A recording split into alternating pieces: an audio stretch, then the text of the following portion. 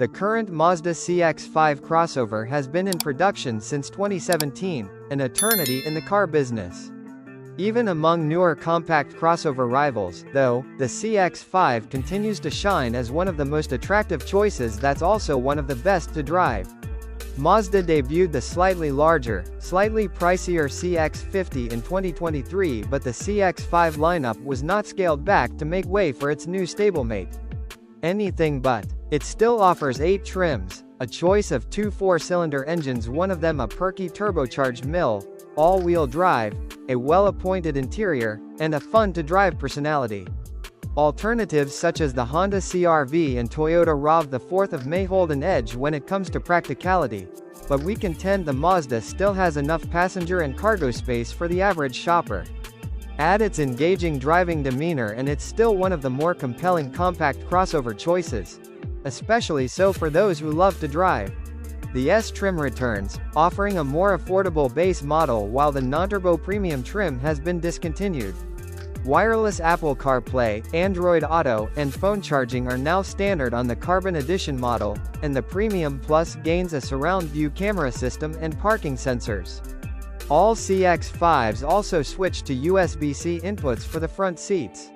The price of the 2025 Mazda CX-5 starts at $29,990 and goes up to $42,020 depending on the trim and options. We think the Turbo Premium trim is the best all-around version of the CX-5.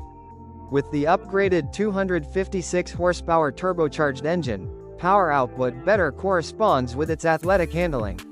The exterior is elegantly sporty with trim-specific gloss black accents, while the interior gets spicier with red accents and stitching. Wake up inside the top-tier 110.5 models and you might think you've been abducted by kidnappers driving an Audi or a Mercedes. First-rate materials and a fabulous layout make it feel especially upscale. The floor-hinged accelerator pedal feels better than the more common version that is suspended above the floor. The well-crafted steering wheel is directly in front of the driver and not offset at a slight angle, and all of the front seat armrests are at the same height for optimal comfort. Sacrifices come in small packages. The CX-5's rear seat is adequate for adults, but far from roomy, and it held just 9 carry-on suitcases behind its rear seats in our testing.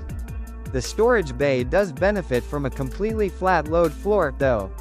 There are also several nooks and crannies in the cabin to store smartphones and other small items.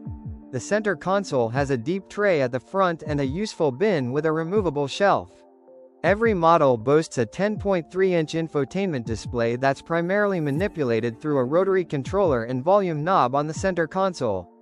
The interface also operates through voice commands and buttons on the steering wheel. Apple CarPlay and Android Auto are standard across the board. The CX-5 comes with Mazda connected services that include access to remote vehicle functions via a smartphone app and a subscription-based Wi-Fi hotspot.